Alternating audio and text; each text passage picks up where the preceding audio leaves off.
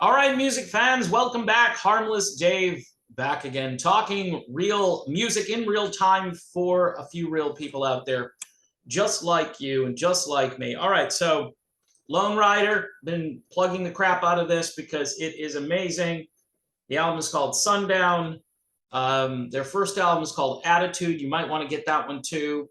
Bad Company fans, rejoice. Old school rock and roll. With some blues in there as well, but just really great songs, in addition to the fact that this sounds like something that you've heard before. Is it derivative? Yes, it's very derivative. I don't care. I love this. It's the album of the year so far, as far as I'm concerned. You probably have your favorite, but check it out. Do yourself a favor too. Buy the album, buy a CD, buy some vinyl. I know you can get this on vinyl, believe it or not. At the very least, download the music to support the artist. The artist gets something like 0.009 cents per stream, okay, over on Spotify. So just saying. I don't know. I don't know if they get YouTube revenue the way I would get it for watching or listening to the songs on YouTube. That means you probably have to watch a commercial first before you listen to the song. I don't know. I'm old school, and anyway, Lone Rider. Speaking of old school, Diane Warren is an old school songwriter who wrote songs for Cher and Chicago and Celine Dion and Heart and Bad English, right? #1 song. And she pretty much was bank in those days. I don't know if she's still in vogue these days, because apparently, especially with some of today's music in the form of hip hop and rap, and yes, I'm a geezer. I'm not officially a boomer, but I'm behaving like one in this video. Apparently, there are a whole bunch of people out there that don't get this. And one of those people is Diane Warren. Like, Beyonce has 24 songwriters on one track. And so, yeah, everybody needs to get a little piece of that action. Look, I understand it from, a logistical standpoint. If they're sampling 24 different things to create one song, then everybody needs to get a piece of that action. But Diane Warren, unfortunately, decided to go on the Brown River platform known as Twitter, and she tweeted out something very unfortunate for her, because the mob came by and started in on her because she basically said, how can there be 24 writers on a song?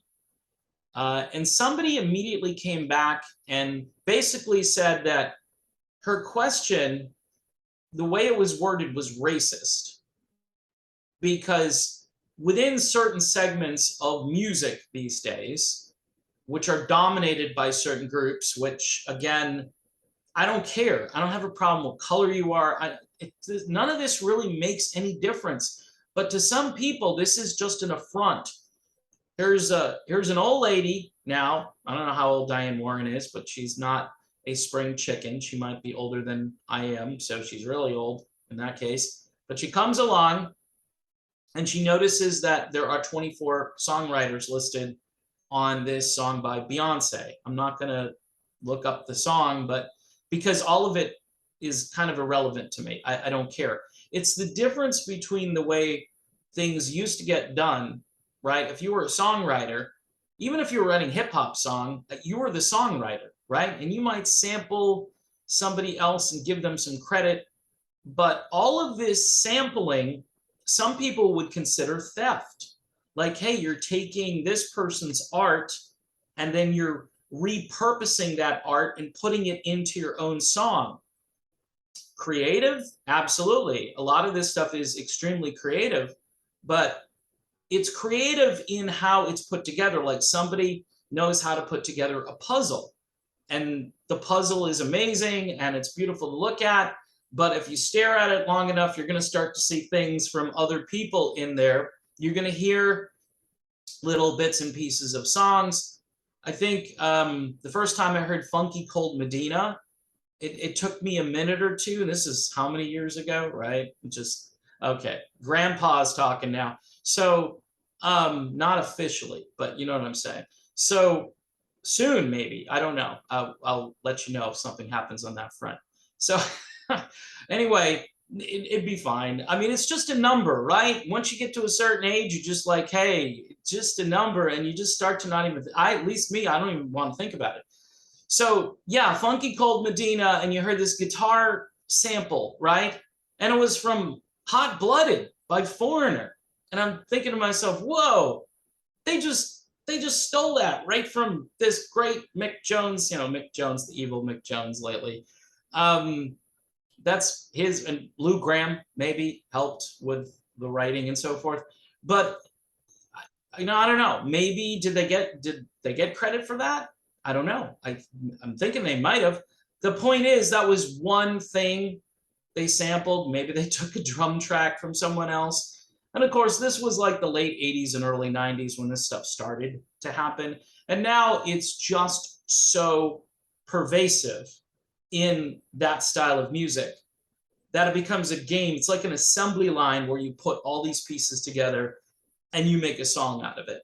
And all Diane Warren is questioning, and she's getting blasted by everybody, is how can there be 24 songwriters? She was the sole writer. Maybe she had a collaborator if she was working with somebody, or maybe they put a finishing musical touch on her composition. But she was basically the soup to the nuts when it came to writing songs. And again, your 80s soundtrack into the early 90s and beyond to some degree, Diane Warren was just a giant of the industry and very well respected and a go-to person. You know, you're looking for a hit song, you're looking to kind of rejuvenate your failing career. Well, it's time to do a Diane Warren song. So anyway, she asks the question, and then she gets an earful. And this is, you can file this under what? Cultural appropriation, not understanding how things get put together. Oh, and she also, with her tweet, she put out an emoji that had an eye roll. And people were actually critiquing her emoji. Because she said later, I'm just curious. And everybody's like, well, if you're so curious, why did you have your emoji set to eye roll? Or whatever, you know, you just pick out the emoji that fits and you post it. And then everybody's just jumping, and like 1,200 replies to this. And then Beyonce fans started trolling Warren for not knowing how her kind of music is made, or at least how Renaissance, which has garnered near unanimous critical praise, was made. I don't know, folks. Call me old-fashioned, call me a geezer, call me all the appropriate names. You know, the singer-songwriter generation, like the James Taylors and the Carly Simons and the Joni Mitchells, and songwriters, people who wrote songs for a living. And then they had to write music to go with their songs.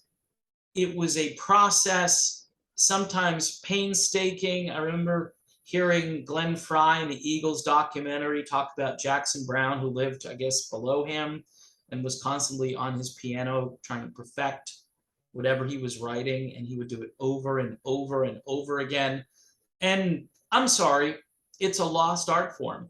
It's a lost art form. And, you know, I don't know what progress looks like, what John Rich talks about in his song, right? I don't know what that looks like, but this, to me, this isn't it. Now, people can disagree. They can say, well, people still need to get the credit because they took all of these little pieces and they put it together, so that's how you have 24 songwriters. But are those songwriters? Did they contribute to the actual song, or did they contribute to the original song and you just took a piece of that, right? And you get credit because your name was on what they took. See, these are, I guess, questions for a debate of some kind. I don't really have a problem with the people getting the credit. for it, because yeah, if you're going to take all this and put it together, then everybody needs to be recognized. But it's not the traditional songwriting that we all grew up sort of knowing and understanding, like, hey, this person wrote a song. Sometimes they have a co-writer. Sometimes somebody puts a finishing touch on it, the musical portion of it, so they get credit for it, but you're the chief lyricist and you've got maybe a song in mind that would go with it. Sometimes it's like what, Bernie Taupin and Elton John, where one guy does all the lyrics and the other guy puts it to music. And I don't know if that's actually their relationship. I mean, Bernie might do everything, or it might be a combination when it gets to the music part of it. But, you know, that's their collaboration. But Bernie Taupin was like the guy. And that's why Elton John was really successful, because he was the vehicle and he presented all of Bernie's work. And it's amazing. And I don't know if people have an appreciation for the old way of doing things. They certainly are entrenched in the way things are being done now. And really, a lot of them are totally unhinged when somebody comes along and doesn't understand. Now, she made the mistake of, she should have put like a curious emoji instead of the eye roll emoji, and she may have fared better. She says, "This isn't meant as shade. I'm just curious." If the question was curious, why the eye roll? It was very passive aggressive. Folks, we're in new territory. And these are just people on keyboards, right? Just going back and forth, keyboard warriors. And I don't understand why. And this goes back to when I first started doing this, and people had these visceral reactions, and then I started saying, well, I'm pretty much a harmless guy. I'm harmless. And I'm sure Diane Warren is a harmless person. I'm sure she's not trying to be passive aggressive by putting out an emoji which has an eye roll. And then, you know, Diane Warren after that is just getting, you know, slammed, one person after another. Nobody really coming to her defense. Of course, the article is going to make it seem like nobody agrees with Diane Warren, and she's just an old has-been songwriter who I'm sure is still making a ton of money because her songs are on the radio every single day and will be forever. And I just wonder if some of these other songs will be on the radio forever, because there are formats that tend to be far more disposable, because it's constantly just trying to make something new. That was the thing when I was into that kind of music as a club DJ, believe it or not, which is a scary thing to think about. You had to have the thing that came out that day. You had to have it in your collection. And if you didn't have it, people were like, oh man, you're still playing this old crap? Come on. And this is a format. And if you play really old stuff, they completely tune out. Like, you play a song from a year or two ago, and they don't care. They just zone out, and they're like, come on, we'll go over the other club where the guy has an updated collection of stuff. I can't believe you don't have whatever it was. And I would just shake my head and go, man, I went shopping today and I didn't buy enough music apparently. But this is just, you know, it's been accelerated. It's exponential compared to what it was. And so I don't know. My point being, I don't know if these songs will matter 6 months from now, a year from now.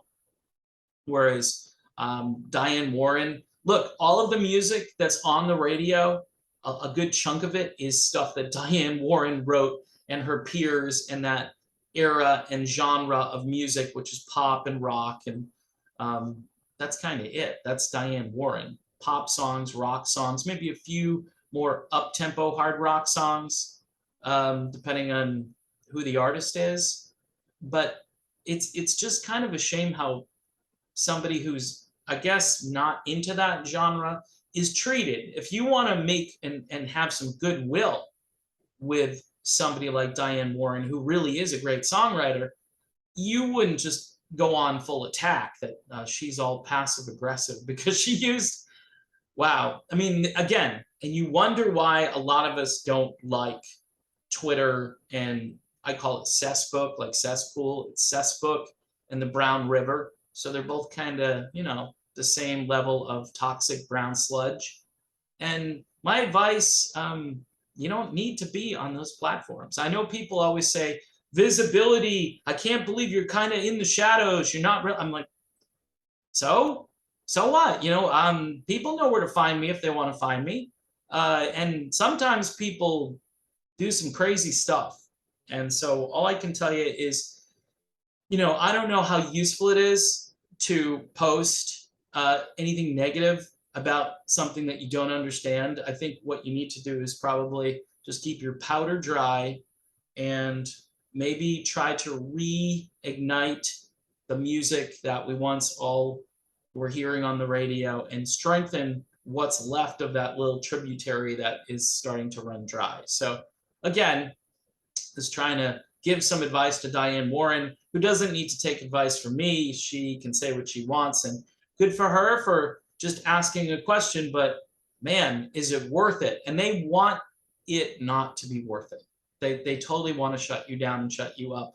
And you're going to be like, yeah, I don't agree with this, but I'm not going to say anything. And that's what our culture has been now for a few years. It's like, I don't agree with this, but I can't say anything. You know, it's like being a snitch.